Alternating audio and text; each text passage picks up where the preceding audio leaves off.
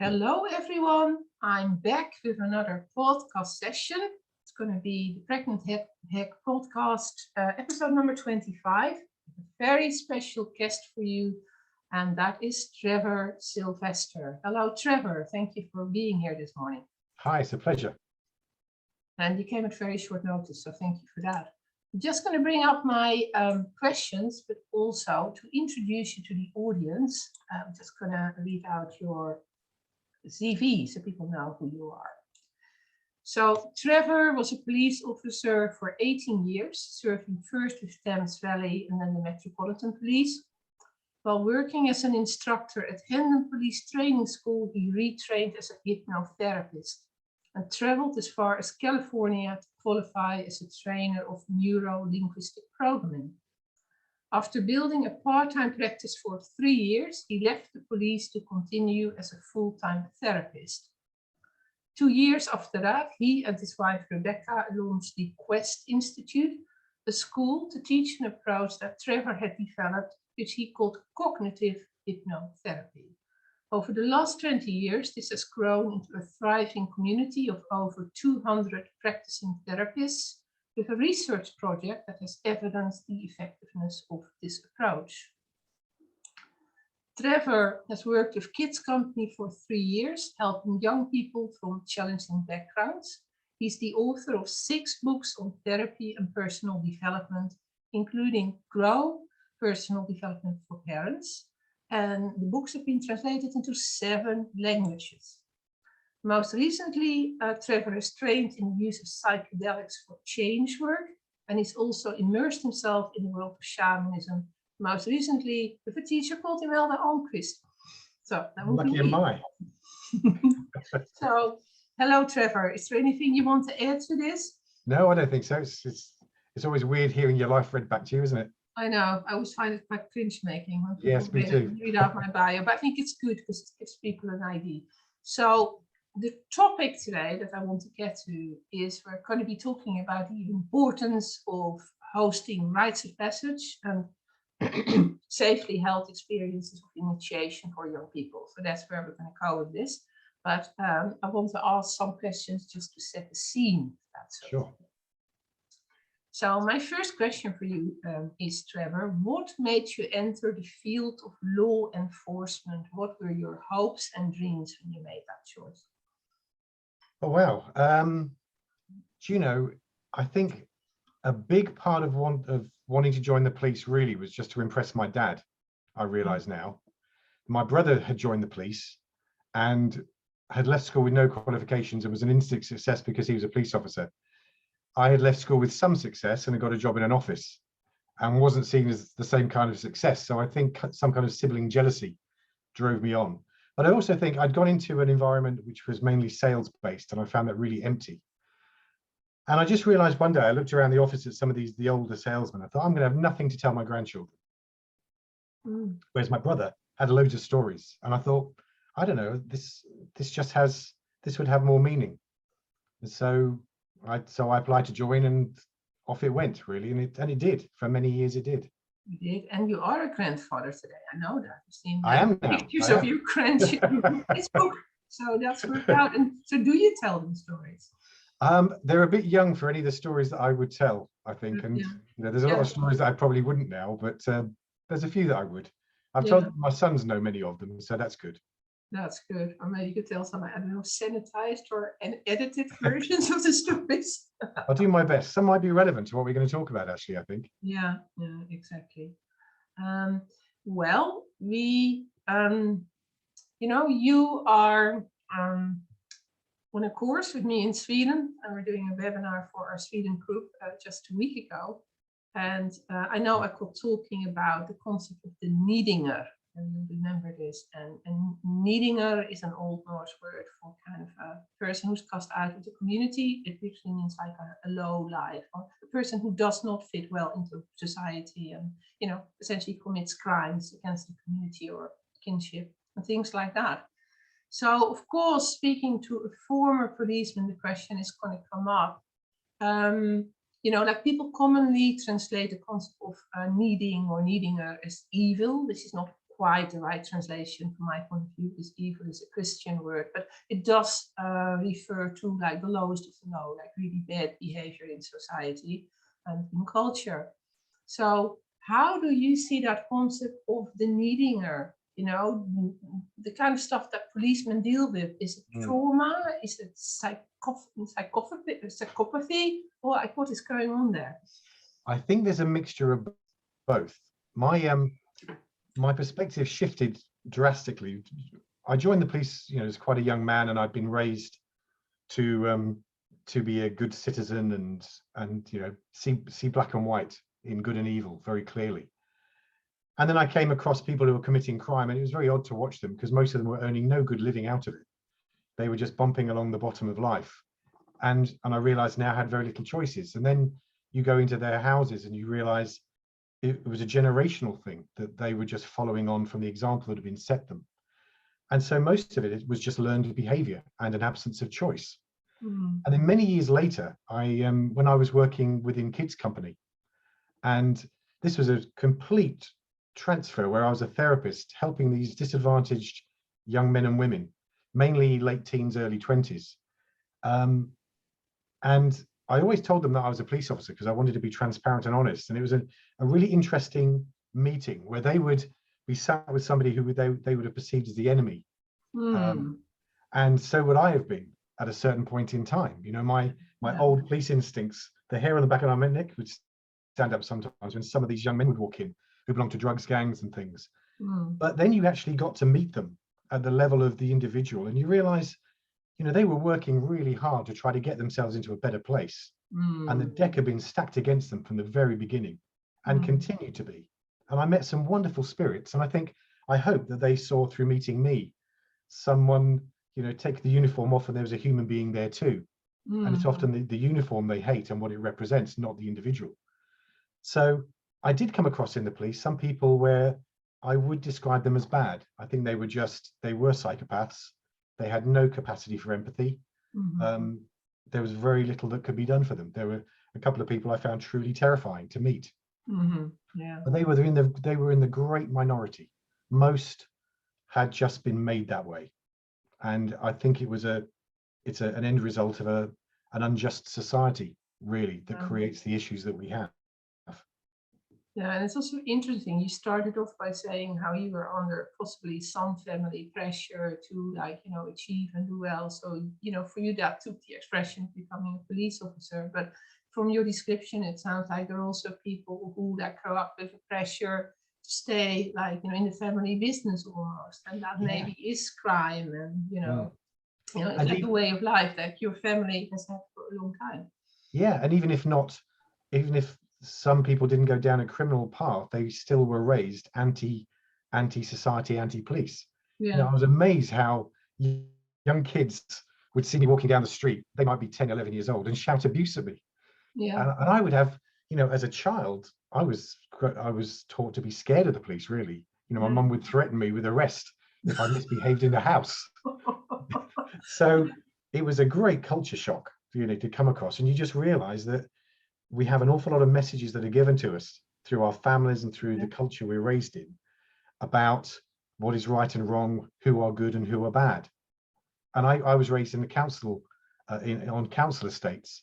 So, you know, I remember in a block of flats, there were several of our neighbours were burglars. But, you know, they were friends of the family. They came to dinner. They didn't burgle us. You know, so I had a foot in both camps in some respects, because I was surrounded by people who later I would police, and then form a negative opinion of, but at the same time quite like. So it was a confusing time as a young man, really. It's confusing, but I think it's a good education for a human to stay with that kind of ambiguity, isn't it? Like, it sounds like you started learning. Most people only get there like maybe in middle age or something, but it sounds like you started learning that lesson earlier on. You know, that things are not black and white, that there is that whole gray zone. There is actually a lot of moral ambiguity. I think one of the best lessons of my life has been that it's not an either or universe. It's both and. That you can be a criminal and a good person. You can be a good person and do bad things. You know, and to be able to hold those two things simultaneously is a challenge for our minds, but it's a great discipline to try to to stick with. Well, yeah, and also ultimately it gives us a more true sense of what human beings are, because I think any other idea is idealism, you know, and we of course are all quite fond of ideas of ourselves. But the thing that I, as a teacher, like shadow work trip over is how many people have profound attachments to ideas of themselves as a good person, and they like then don't ever examine that. Like, I'm a Christian, I go to church, or whatever form it takes. But actually, you know, you can be all of those things, and like every living human being, still perform bad acts in the world. So we need to get beyond this whole idea that we're either good or bad, but that the good and bad is in all of us.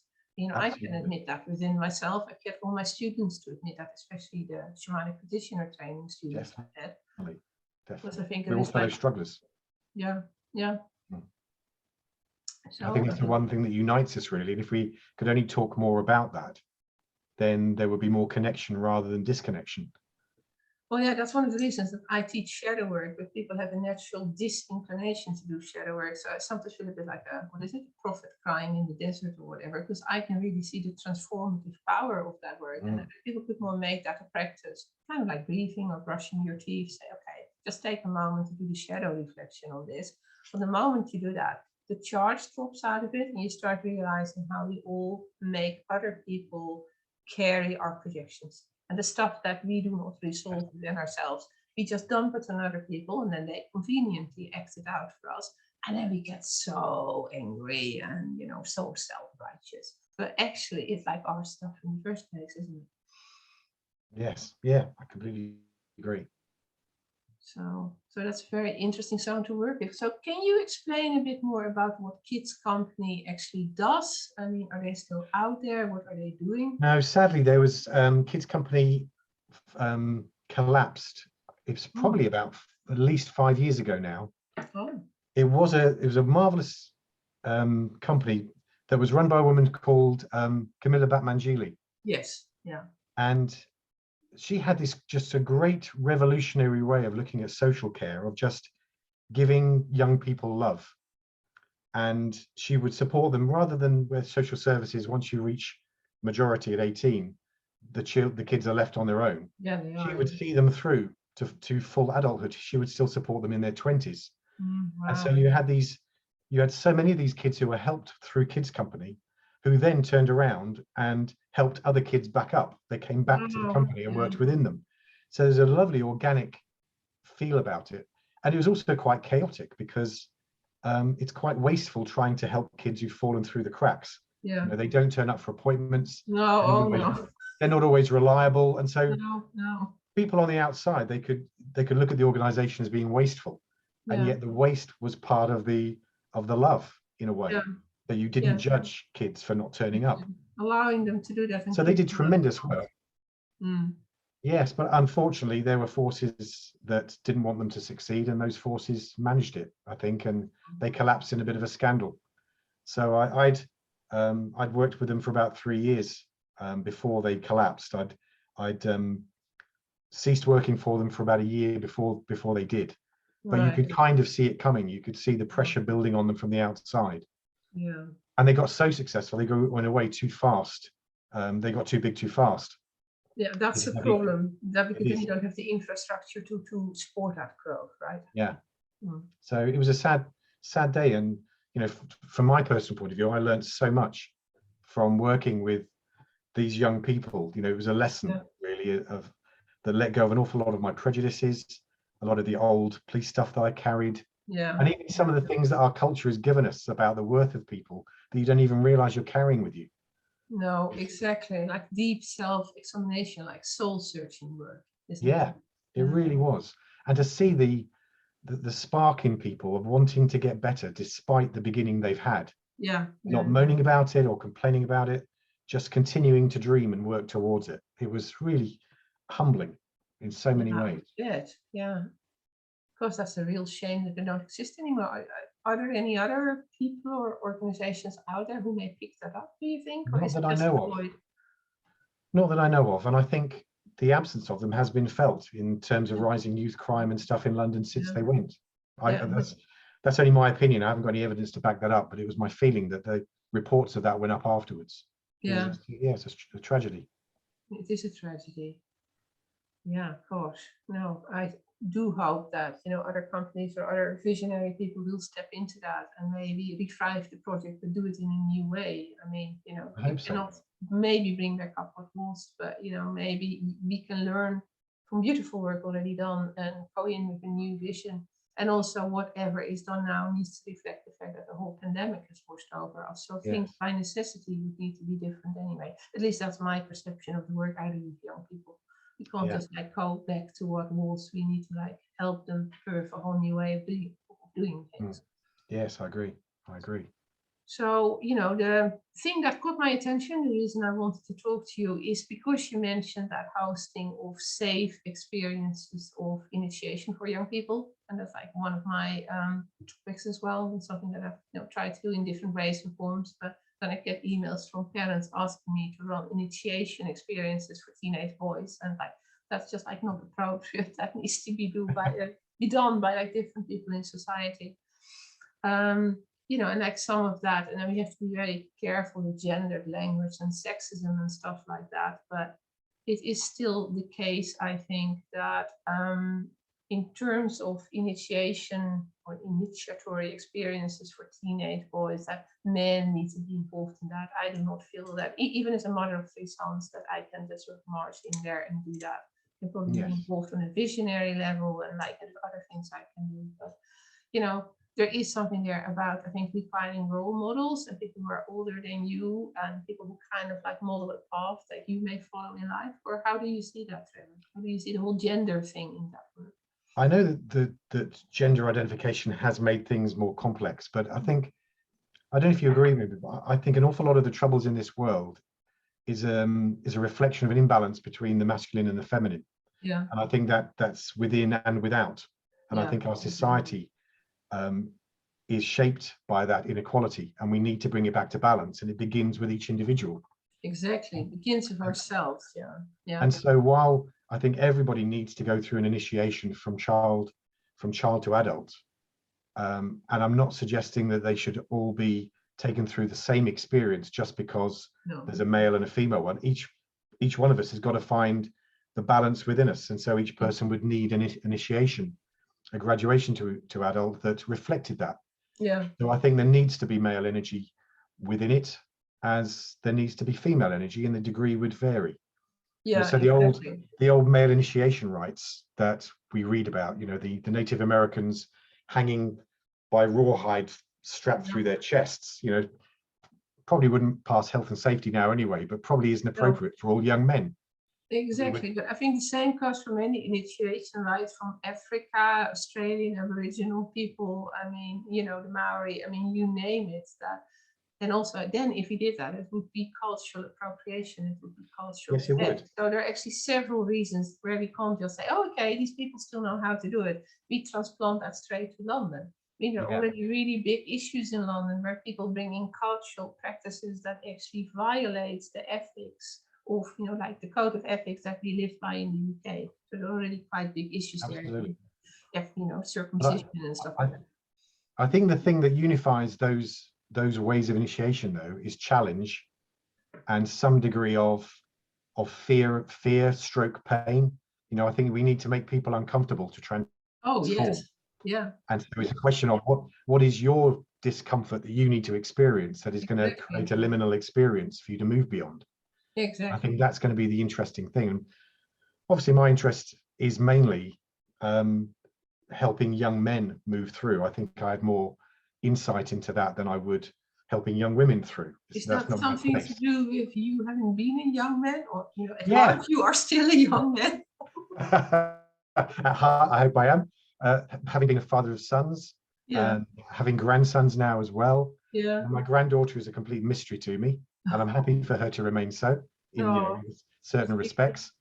But I can just see that young men are a problem in our culture. They are not being led to manhood in a safe. No, exactly. Yeah. And I think my mix of background does give me something to offer. Yeah. No, I want to do that gently, because I think an awful lot of men's roles these days should be to be quiet and to listen to the voices of women more. Yeah. So I don't want to suddenly interject myself into a conversation. But I think down that particular road, young men, young men will benefit from an older male having something to input, to guide them. And Yeah, I'd like to be interested in absolutely. that. I'd like to be involved in that. Yeah, and I think that's wonderful. And that's also why the subject of initiation sits very closely to the whole subject of elders and eldering in our culture. Because like we have this idea that it's terrible in our society, but kind of thing of aging, and at some point you're past your sell-by date kind of thing, and like old people are seen as kind of, I don't know, the burden in our society, and sometimes worse, which is a terrible, degrading thing. Because older people are a fantastic source of life experiences. Also, generally, they don't work full time anymore. They actually have the time to get involved with young people, but they're like not going to be doing that if they're like made to feel past their sell date. So I also feel there's a completely wasted resource there. Here we have young people crying out for like attention and mentoring. And here we have people, a large group of people who have the life experience, and in some cases have lived through wars and what have you. And it's like we need to do more work to bring these groups together so that the one group ends up being elders and mentoring the younger ones. Absolutely. That's another thing you've touched on that I'm really interested in, is this idea of bringing elders back into our society in the way they should be honoured. And I suppose now I'm 62, I've got a vested interest in that because I don't want to be cast off. But I think when you look at cultures that are more successful than ours in the management of their wellness, I think a role of an elder has been preserved, and I think we need to bring that back again. There's been a cult of youth for far too long, and it doesn't serve, really, does it? No, and the cult of youth is very narcissistic. It's all about me, and my image, and but there's a huge shadow to that. Yes, and sometimes elder doesn't need to be old. It only needs to be relational to the person you're talking to. I had an amazing experience when I was a young police officer of only probably about 24, 25, and I arrested a couple of kids. Me and a colleague arrested three young lads who were about 16, 17 for criminal damage. It's only a kind of a minor thing. And we took them into the police station and we processed them and we interviewed them. And one of them really had something about him. And it seemed to me that he was getting just taken down the wrong road by these other two, who I think had made a decision about what they wanted their lives to be at that moment. And so when the process had finished, me and my colleague sat down with this lad and we just had a conversation with him about, you have a choice here. You're going to get a caution. You're not going to get a criminal record, but this is a first step and you have a choice. And you can either continue down this road or we think you have more to offer. And we just chatted.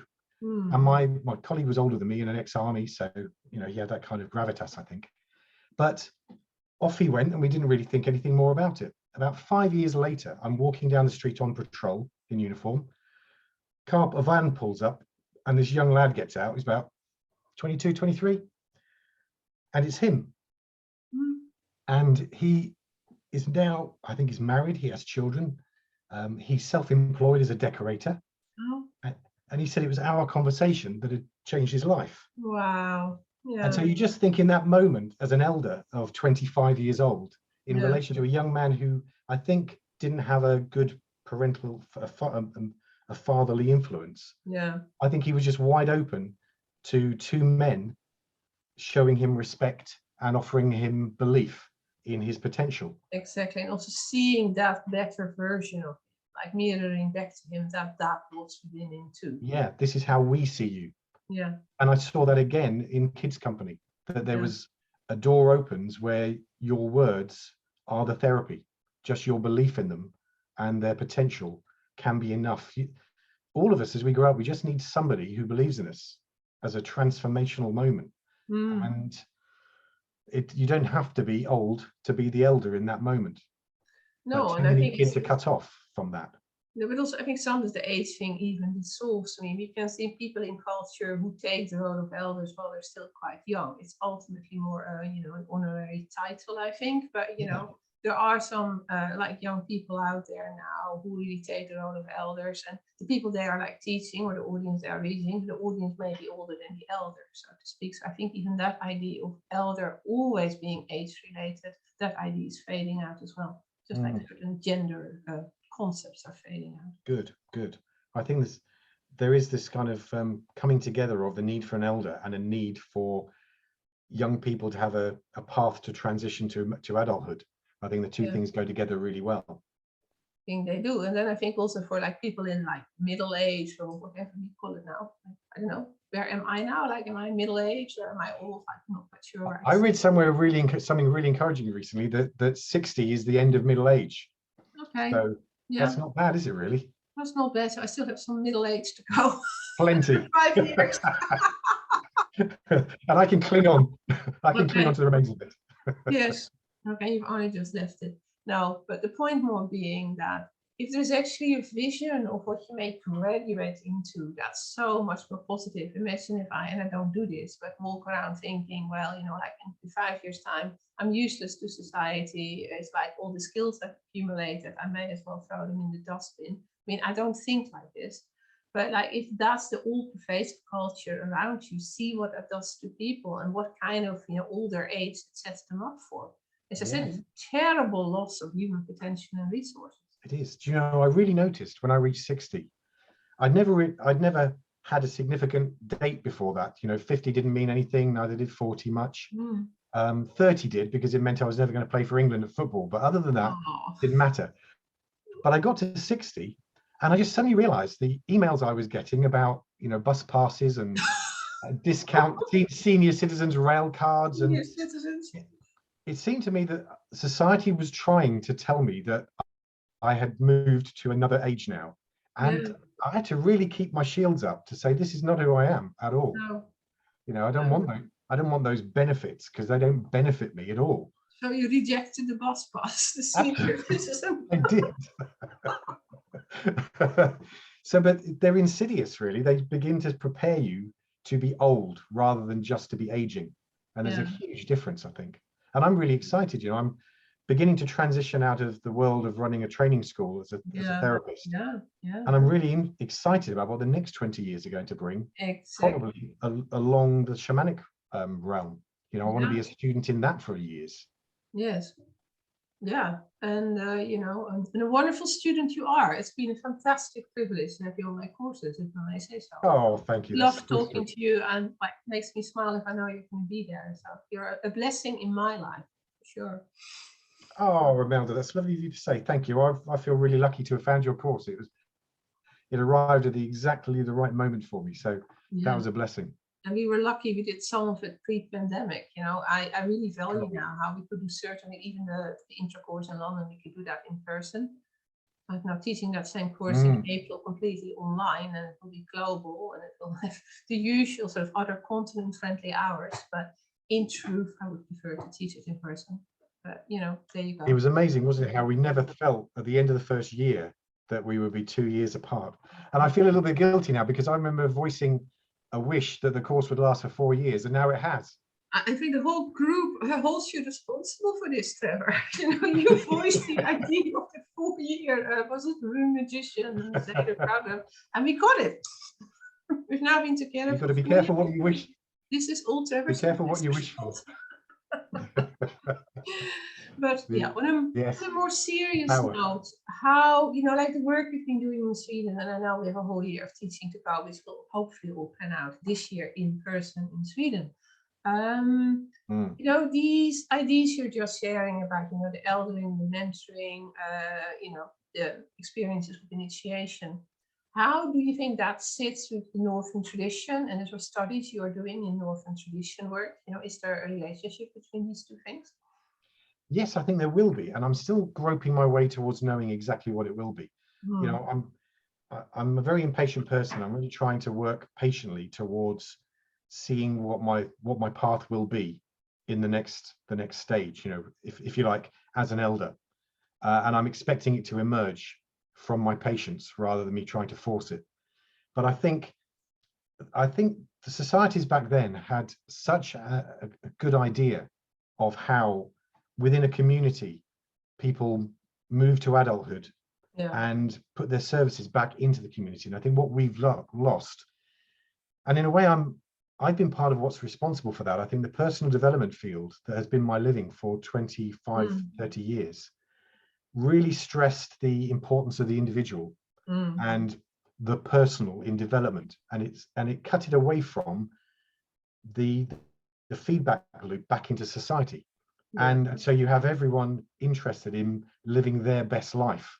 Yeah. And it's quite a selfish pursuit if you don't, It is. if you just stick with that. And what I've realized recently by reading a lot of things around indigenous therapy approaches is that all indigenous therapy was about how does the society support the person with an issue? Yeah. And how does the person with the issue use that issue to support the community? Exactly. So there's this feedback loop that I think has been broken. And I see that in the Norse tradition very strongly, that everything was about family and about community. And I see the role of initiation into adulthood as feeding it back into who do you want to belong to? Where is your tribe? What is your meaning? What's your purpose in life going to be? Yeah. And it's not about living your best life as a solo effort. It's about how do you weave your thread back into the cloth of the community. Yeah, and also how do you make your unique contribution to that community? It's not just that the community raises and support you to become the best you can be. There's nothing wrong with that. But then once you reach that point, how are you going to give back like that, the best of you? How is that going to engage with your community so you get a mutual benefit loop? And that then creates the environment in which other young people like mature and have role models and see pathways for development. Right? Exactly. I really see now my life as a therapist and teaching therapy has been about taking people who have been damaged by the society that we live in and who've been persuaded that they're not okay as they are. Yeah. And they're only okay if they do certain things and live up to certain standards, and all of the harm that has done. And therapy is trying just to get people back to a place where they can have a good relationship with themselves. And when they've done that, then their eyes come up and they say, so what am I here for? What am I here to do, actually? And that's when, in a way, that moved me towards the spiritual route of finding answers in that way. Yeah. And so in a way, all we're doing now is trying to get people back to the point they should have begun with at the very beginning, where they arrive on this planet and we go, welcome, you're perfect. Yeah. How is this going to work for us all? Yeah. And we haven't done that for so long. And that's what I hope to be some part of, is bringing it all back. No, you're right. It's a very important point, but also I would say that is where therapy meets spirituality, like however you define that in the widest possible sense in terms of belief systems. I'm not projecting a particular belief system on that, but, and that's also what you can see in all the work that indigenous peoples do, that unless these matters of our connection to spirit, whatever form it takes, is developed and expressed, people are going to be living with a void in their lives. And then going to be filling that void with things of a less high frequency. Yes, absolutely. And what you talked about, you really opened my eyes about connection to ancestors, and in a way how we are seeking to discharge the debt that our ancestors accumulate just by the act of living. Mm-hmm. I think that's important too. It's all about bringing us back to balance. It is. And by definition, our culture is out of balance with connection to the world we live in. That's why we're damaging it so badly. So everything's about connection. Yeah, and it's all interrelated because, in the popular, there's a lot of sort of popular Norse mythology out there. And then when we're working with the Norns, people always like saying, oh, you have the old Norn and you have the younger one, and then you have the middle one. And then people will translate the name of one of the Norns, Skuld, as the future. That's how she's commonly portrayed. But actually her name means death. Death. And that's that ancestral death you're just talking about. It's actually, her name. And that is like, I get quite wound up about that kind of cheap Norse mythology that leads everyone, down the wrong track. But the hint is right there that she's one of these three major goddesses of fate, and her name means death. Sort of meaning that a large part of a human life has got to be concerned with those ancestral deaths and sort of like balancing that. We want to make the world a better place for our children and our children's children and our tribe's children. They don't need to be our personal biological children. No. But unless we address that issue of death, even more debt will accumulate, and we're getting our young people into situations where these debts almost become unpayable, they become insurmountable. Yes, absolutely. I think that's where I find their emphasis on reputation so compelling. Yeah. Because, you know, within their culture at the time, reputation was often seen in a kind of a warlike way, but it doesn't need to be. It's about, what reputation do you leave in this world? Yeah. Did you do good? Did you feed the world? Did you Yeah. help it along? Or did you add more debt to be undone? You know, and it's what's the least good you can do in a life that makes it worth you having lived? Yeah, That's your exactly. starting point. But also the question of, you know, what does it mean to you to be a person of honor? I think that if the Vikings were sort of reincarnating today and were speaking contemporary English, that's probably how they would phrase it. So what makes you a person of honor? Like, what is a person of honor to you? And like, once you have that concept, you start working with that. That would be your roadmap. Yes, I completely agree. I get a little bit frustrated. It's great that there's been a revival of interest in the Norse. A mixed But of course, blessing, yes. but for entertainment purposes, so much emphasis is on the Viking and the violence and everything. Of course, what was reputation for them was because of the society that they were faced with. Yeah. But we've got to evolve, and we have to say, what's the society we're faced with now, and what should reputation mean within that? Don't just go back to feeling you need to be a berserker. That's irrelevant. I don't think berserkers are a good role model for where we are right now in the world. No, sadly though, there's an awful lot of young men who haven't got a balance of their inner masculine and feminine. No, so they go berserk. You know, it's wired into the human psyche. Absolutely, and they get attracted to that aspect of it, which is not the way forward at all. No, it is not. But then it also means, and I think that's where more work is to be done, that, sorry, something buzzing here that I don't want to take. I have my phone like switched off and there's a buzzer going off. So get rid of that. I don't want that in the middle of the podcast. No, but I think what we really need to do, and I believe that some of my students were watching Viking episodes just this morning. I was last night.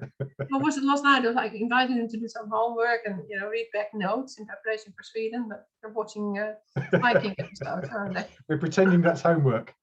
Yeah, and asking, is that homework? Oh, anyway, no, that is part of the job. But I think that the whole concept of Vikings is alive again, and not always in a positive way, because obviously there's also a kind of like far right dimension of that. I'm not going to bring that into the podcast, but I know we have like looked at that very closely in class. So what I think, and also of course not all Norse peoples were like Vikings either. There were also the farmers and the people who stayed at home, etc., etc. So the idea that they were all Vikings is historically wrong anyway. Yeah. But I think what it does with the Vikings looming so large, I think it gives us an invitation to really look at what does the concept of the warrior mean in our culture. So to me, it's not about becoming a Viking. You know, and you like can't sort of do that anyway in modern times. The question is more like these values you were just talking about, like, you know, about like honor and about kinship and knowing your place in the community. So what was it about the Vikings and their sense of kinship and community and sort of the bonds they had with each other? Like, what can we take away from that and then sort of bring that back into our culture, you know, in work with young people, but like in a positive way and not in a work kind of way. Absolutely. That whole, the warrior spirit directed appropriately is wonderful, is really powerful, and it can build great things, can't it? Yeah. There is a positive view. There's a lot of talk about toxic masculinity. Yeah. And it's appropriate that should be addressed. But we shouldn't forget the positive side of masculinity as well. That can bring loads of benefits to the world. It's all about the balance, isn't it? There can be there must be toxic femininity as well. It's just a continuum, isn't it? And we've got to find the balance. That absolutely exists. I think, I hope we're not going to be cancelled or doxxed for even saying that. But I mean, I sometimes get tired. I mean, I'm a mother of 3 sons like you, you know, parent of sons. So I have quite a lot of men walking around my house. And, you know, the whole thing of that, yes, there are big issues we need to fix, but also it's become so easy to always blame the men. And if I see that some of the stuff that my sons have had thrown in school, they're kind of things like well, you have blonde skin and also you have blonde hair and you have very pale skin. That per definition means you're like a needinger. You're like the lowest of the low here in society, and like your opinion doesn't matter, and like you're a racist no matter what. You know, one of my sons has come home from school and cried for hours over that. Yeah, I can imagine. He told that, and no one in the school, even the teachers, wanted to see that that is actually a form of abuse. Yeah. And I had to sort of, you know, like talking through that, because he himself said, Mom, you know, I just sort of suffer abuse in school. And I said, yeah, I think that is a form of abuse. I think it is. And I think even just within each individual person, and this isn't just an attempt to stop us getting cancelled, but I could be guilty of an aspect of me that is toxic feminine, expressing itself in some way, just as there could be an aspect of me that's toxic masculine that could be expressed in a particular moment. And it's about how we openly identify what those things are, and then each one of us individually work on getting rid of the shadow stuff. Yeah, okay. To just say one part of society is to just make white men the bad person now is just flipping the problem. Exactly, it's flipping the pancake, isn't it? Yeah, it is. And it doesn't also, move us any further forward. If we're going to make like 17-year-old white men who are like, you know, like very clean living boys who just do their schoolwork, like making them responsible for the evils of society, what's that going to do to their mental health? So I think we should also really look at what we're doing there. But actually, a few days ago, I had an encounter with the toxic masculinity in me. It was like, you know, something had happened where just like for a moment there, I wanted to go and commit, I mean, not physical, but kind of bit of a spiritual act of aggression because I got so triggered. Thankfully, someone came forward and talked to me and said, Imelda, you may want to rethink that. So thankfully, someone called me on it. And it was like, wow, I just had an encounter with my toxic masculinity. Yeah, and I identify as a woman, but it surely is going on. That was only a few days ago. And for the whole rest of the week, I've monitored this. And hang on, is this urge still active in me? And do I still have this urge to sort of, you know, jump in there? And like I've had to really monitor myself a week. It's like, what was that? Right. So I'm absolutely guilty of that. I mean, I'm happy to admit that on camera to other people thinking, like totally guilty of it. How interesting. That is interesting. Wow. I wouldn't like to be around you when that happened. Well, no, and I think that's what the person was pointing out. He said, you carry this through, people can enjoy being around you. Yeah, no, you're right. But also, you know, especially in difficult times where, you know, with the invasion of Ukraine and we're now having a war in Europe, I don't know about you, but even around constantly go about your business, you show up for your teaching appointments and all of that, try to hold the space and it comes the way. But yeah, of course, I'm preoccupied, we all are. And even more so, I think all of that kind of warrior stuff, it triggers warrior stuff within me. I've had to really look at how my inner warrior, like whatever form that figure takes, and it certainly has a toxic masculine aspect, but I've had to really do shadow work. I've had to go look at my inner warrior, like so to speak. If people are going to hear this correctly, my inner Putin almost, like, you know. It's kind of like, you know, it's also so easy to say, oh, he's the most evil man on the planet. I mean, I'm horrified by what he's doing, but I also think there are kind of larger social fields in which these figures operate, and that's sort of supporting them in doing what they do. Yes, you have to understand his ancestral path as well. Exactly, and the people around him, etc., etc. So I think it's kind of dangerous to say this on the podcast, which people are going to misunderstand it. But the point I'm really making is that when we do shadow work, the key principle in that is that we admit that everything we see around us in the world is also within ourselves in some way or form. And I am not like literally a serial killer or a murderer, that I can safely say, but I can certainly within myself own the fact that I too am capable of certain acts. If someone like threatens my children, for instance, I cannot say I've never murdered someone. If someone threatens my children, I have to act to protect them. God knows what I might do. I might take their life. And of course, with these political leaders as well. You know, with a group of students that wasn't the group you're in. It was another group, and that was in the Trump years. I once asked them to do a shamanic journey and look at their inner Donald Trump, because they were so repulsed by Donald Trump. They said, now go and find Donald Trump within you. And they really didn't want to do it, and they were sort of sneering at me. And then they did it. And it was amazing what came out of that, because they said it had taken them back to the toddler years and the frustrations of the toddler of not getting what you want. And they could actually, by the end of that session, all say, I have an inner Trump as well. I would like to stomp my feet, to shout really loudly and tell the world, this is what I want and expect to get it. Like they could all own it, that I have an inner Trump. Yeah. I think Jung said perception is projection, didn't he? Yeah, yeah. And I think there's, Yeah, I think it's very good. That's what you're talking about. Yeah. Just very uncomfortable to think of that. It's very uncomfortable to think about, but he also said that enlightenment is not going to come through figures or light. You know, it's going to come through making the darkness conscious. He said it better than I did, but it's that very famous quote. Oh my God. That means I have an inner Boris Johnson. That really bothers me. Well, I mean, you can now leave this podcast and I think you have an inner Putin, you have an inner Boris Johnson, you have an inner, well, think there are so many of them. There are. I'm going to have a busy afternoon on shadow work now. Exactly. All right.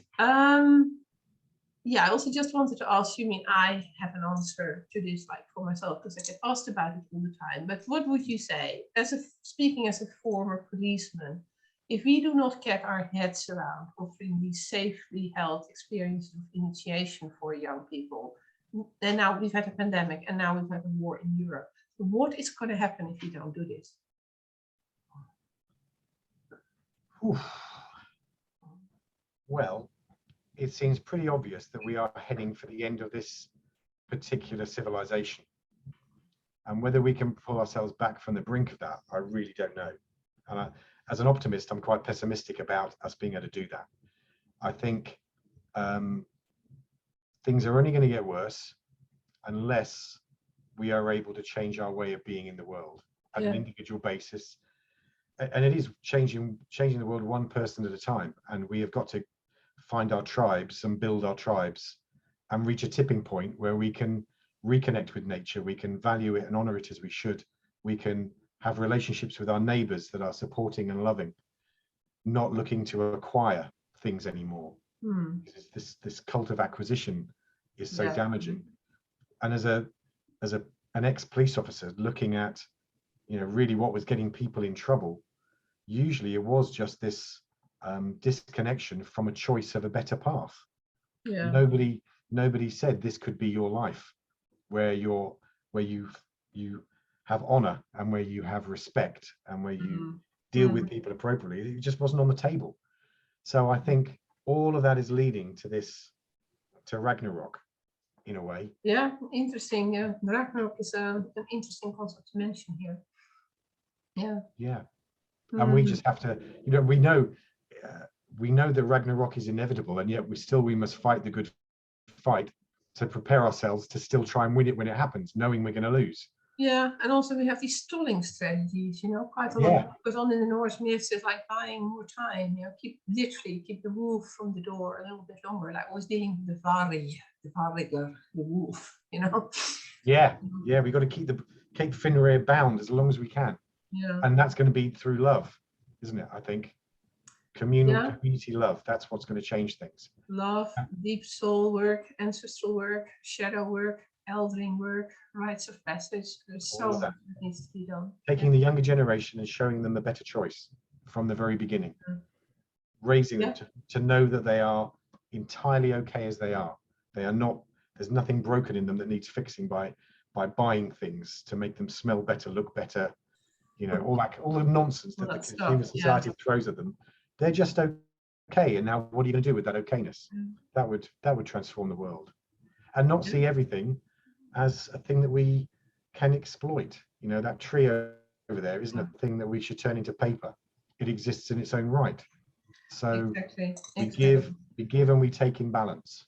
Yeah, because otherwise you end up with this like vertigo concept, this sort of, you know, the cannibalizing principle that everything is always being devoured and used for our own ends. That's the whole sort of, you know, we use the word needinger, and we talked about evil very briefly, but wetico, I think, this is a word that comes to us from Native American peoples, but I think it's a useful concept in this context to look at that, you know, that cannibalizing principle that we're always like wanting to take everything for our own benefit, rather than being in a respectful relationship with it as an other. I am a being and this is another being.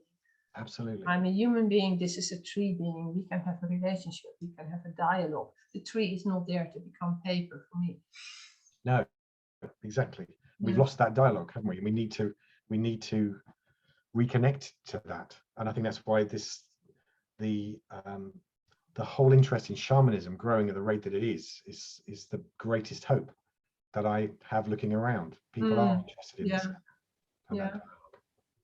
And this is And that why was my school is in the forest. This is why I have a forest school. We have all the tree teachers on the doorstep. exactly. But no, it's good to bring people back And to it was what these locations. attracted me. You having that school in the trees makes such a difference to it just being in the town. It does. And also look how it's lived on, because our cook has not been able to go there for a few years. Like, you got your wish, you got the 4 years stay in the program. It's all your fault. But also look at how it's stayed active in people's imagination. I mean, the amount of emails I get, people say, oh, Imelda, once we're all together again in the forest, or is that tree, I want to go, or just like go for a walk to the lake. And people are absolutely yearning to be back there and to re-enter the relationship with the landwetter, the spirits of the land. There's a boulder I can't wait to sit on again in the forest. Which one is it? Is it a secret one? I don't know that I could probably direct you to it. It's a shelf of rock set back along the path behind your school. All right. It takes a bit of climbing up to, and that's when we did a sitting out for a couple of hours as the light was fading, and it was just wonderful. Yeah, there is a really big rock there, a really big sort of what you call a berry in Sweden, more like a small mountain in the forest. Yes, it's probably about 50 feet high. Yeah, so it's a bit of a scrabble climb, and there's a shelf. Yeah, and you can sit on halfway up, through 2/3 of the way up. Yeah. So you see out over the forest, and it was just lovely. Yeah, so I I'm going back there. Look at the stars, or something like walk in the forest after midnight by moonlight. That would be very cool. Oh, yeah, I know. So we need to get back there. Well, I think we've covered quite a lot of ground. Is there anything you would like to discuss or tell us that I've not given you the chance to say? I think we've covered quite a lot of ground there. Really, I had no idea what we were going to talk about, to be honest. So that was interesting to me, what came out. No, I think the work that you are doing is so important, and I love that you have taken it down. And if you like, it's a difficult word to use these days, indigenous in a Western context, but before Christianity, there was more of a connection to what everyone else in the world continued to experience, or most places in the world continue to experience, that we suddenly had ripped away from us. Yeah. And I think core shamanism is wonderful and essential, but I think there's like an echo of a great song, and there is one that is indigenous to the Western world that needs reconnecting to add to the symphony, if you like. And I think your work is really important for that. So I'm really glad to have discovered it. Well, thank you. And I know the word indigenous gets tricky because there is so much accusation of cultural appropriation. But I know that an indigenous teacher once said, well, we're all indigenous, we're all from somewhere, which I think is absolutely accurate.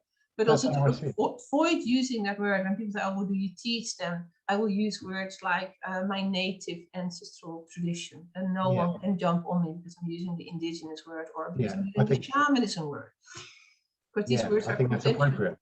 And I've had my DNA analyzed, and my DNA is Anglo-Saxon, Northern Europe, and Celtic. So cool. I'm really interested in what did my ancestors.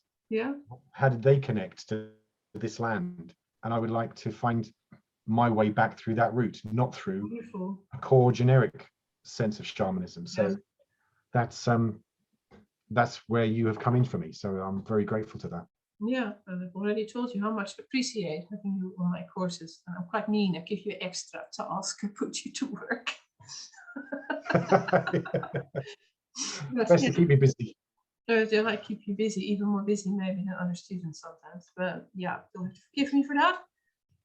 Okay, Trevor, I think we're going to bring it to a close. This was a wonderful conversation. Do you have a question for me before we close it? Oh no. Oh, do I have a question for you? Rare opportunity. Normally people have questions. I would have done right up until you asked me whether I had one, probably. Okay. Where do you see yourself in 5 years' time within your teachings? Where do you see it leading? Well, talking about difficult questions, because we've had a pandemic, we're now dealing like with a war atmosphere as well. For me, the thing is that all my work is spirit-led, and when you see it put together in a bio, it all looks quite obvious. It looks very coherent, like I had a career plan and executed it. That's actually not at all the case, because in every moment I follow the call from spirit. So that's like my commitment to spirit, that my work is spirit-led. So I don't like map out in advance, which books I'm going to write or exactly what I'm going to teach. It's far more intuitive. It's more about, okay, always connecting to the spirits and what are they saying? What are they asking for now? That, per definition, means I cannot tell you what I'm going to be doing in 5 years' time, because I know the demands from my helping spirits and my team are going to change depending on what the circumstances in the world are. So what I could see in the most, what I could say in the most general way is that, like you, I'm really passionate about the thing about, like, eldering and all that. In 5 years' time, I'll be about to hit the big 6-0. So I'm going to be approaching that boundary. I'll be offered my free bus pass and stuff like that. Probably refuse it. So I think, and I very much want to be proud of the age I am. I never deny my age. I'm very happy to state it in public. I'm not going to be coy or pretend to be 5 years younger. Like, I don't play that game. And I think it's very important for younger people that they see positive role models. So I'm hoping to go to that older age as someone who will do it in a positive sort of way, mapping a kind of pathway where people say, oh, it's not just the boss, but like, even in your 60s, you can still teach, or you can still do this or that. In terms of the content of teachings, I could not go back to shamanism. For me, that book is completely closed. Very grateful to it. I was very grateful it's over. Like, I can't do that anymore. And there is so much. I mean, I know I'm the teacher on the program, but I'm always haunted by the fact that even if I study for the whole rest of this life, I'm not going to know everything there is to know about my ancestral tradition and the Northern tradition. Like, I may know enough to be a teacher, and it's wonderful people trust me with that, but believe me, I'm so aware of all the things I don't know. So that's also why I don't want to do butterfly hopping anymore and do a bit of this and a bit of that. I feel I've got to really focus now. My years on the planet are limited. So I just very much hope to keep on learning, and then, like, whatever I learn, to share that with other people, to not keep it to myself. And yeah, of course, I love my life as a forest witch in Sweden. So by then, in 5 years' time, our youngest son is leaving home in September. But then also sometimes they come back in and out a few more times, so we will see. But in 5 years' time, I really hope I can be more of the full-time forest witch and really live be like Baba Yaga, essentially, living in my hut in the forest and have my relationship with animals and run with the deer and the wolves. And if people want to sort of come and spend time with me and learn that way of life, then I hope I could be a mentor or a role model for them. That sounds pretty cool. I don't know if that's a good answer, but that's probably what the whole thing is at. I don't know more than that. 5 years time I'm going to be Baba Yaga. That sounds pretty cool. Well, I think I'm already Baba Yaga. Yeah. Thank you. All right. Well, thank you very much, Trevor, for taking the time. I've absolutely enjoyed this conversation with you. So you're welcome. I have to. We are going to bring it to a close. So for the audience, I will be back in about a month's time with another podcast guest. I don't know exactly who it's going to be yet, so I will not announce that. There's a few people I'm talking to. I don't know in which order they're going to appear. So thank you for watching. Please put any comments or questions you have in the comments, and we will be checking that. And we will sort of, at least I don't know about Trevor, will try to sort of formulate responses as your comments and questions come in. And also ideally put them on YouTube and not on social media, because anything you put on Facebook scrolls all the way down and is never seen again. Or if you put it on Facebook, copy and paste and put it on YouTube as well, so people can see how the dialogue unfolds. So that's it from the Pregnant Hag today. I will see you all soon. Bye. Thank you. Goodbye.